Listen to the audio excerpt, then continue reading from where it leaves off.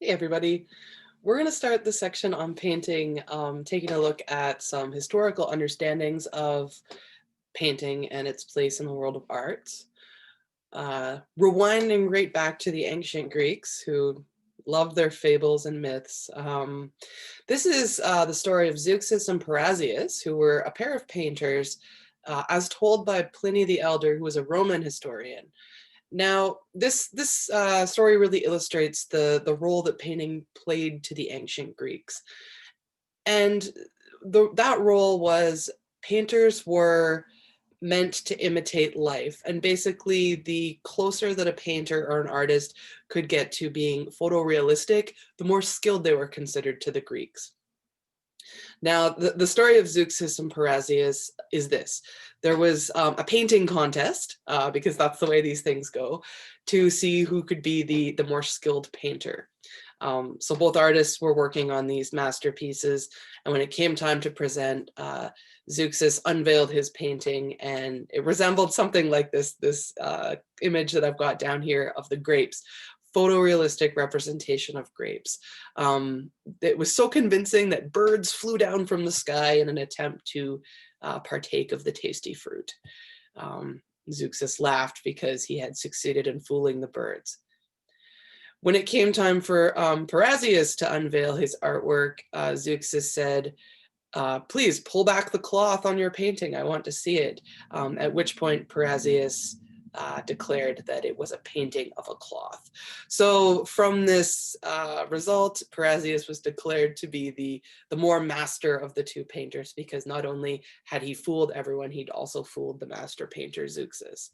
And this is a painting from the 17th century that is kind of an homage to this story, this type of thing. So that's more or less what the Parrhasius, the winning artwork, may have looked like. This is a more contemporary one by painter Gerhard Richter, German painter Gerhard Richter. You could sort of see the role that this myth is playing. It's got a long shadow, moving into the contemporary art world even. Okay, so the evolution of painting practice. As we just saw illustrated by that story, the painter's task in the ancient Greek world, the classical world, was considered to be a rival to the truth of nature.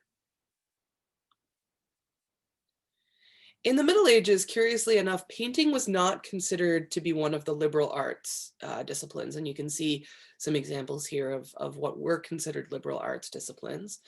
It was considered a mechanical skill. At the most, it involved the ability to copy, and there was a lot of copying going on. We know stories of monasteries and scribes sitting and just copying mostly religious books, the Bible, and that involves some painting, some calligraphy, that type of thing. It was during the Renaissance, as we saw illustrated with drawing, there was a real shift in thought, with many art forms. Painting's not unique. At that point, we see painting joining the ranks of the other liberal arts. We also see the representation of La Pittura. She is the personification of painting, and the Renaissance artists loved allegories, loved personifications of things, and La Pittura, which is Italian for painting, is just another one of those allegories, those representations of more abstract concepts sort of personified, as it were. We're still looking at the representation of nature. It hasn't really changed all that much since the Greeks. This is Renaissance thought. However, there was an emphasis placed on the artist and the genius of the artist in the Renaissance. And it was nature as seen through the artist's imagination, sort of made large through their hand, that was the focus of Renaissance art.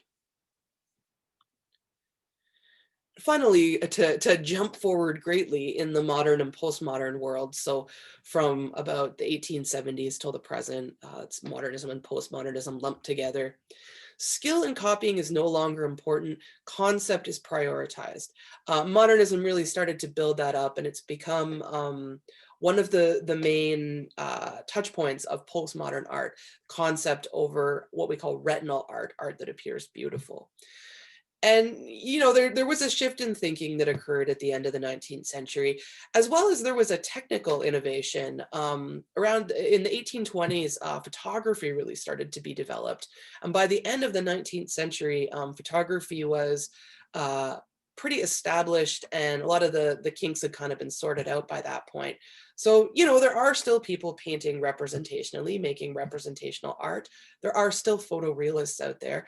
However, since the camera is now taking over a lot of that work, it sort of freed up painters and other artists to express themselves a little bit more conceptually.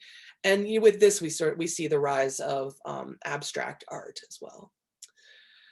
Okay, thank you for tuning in to the history of painting. I hope you enjoy the rest of the unit. Let me know if you have questions.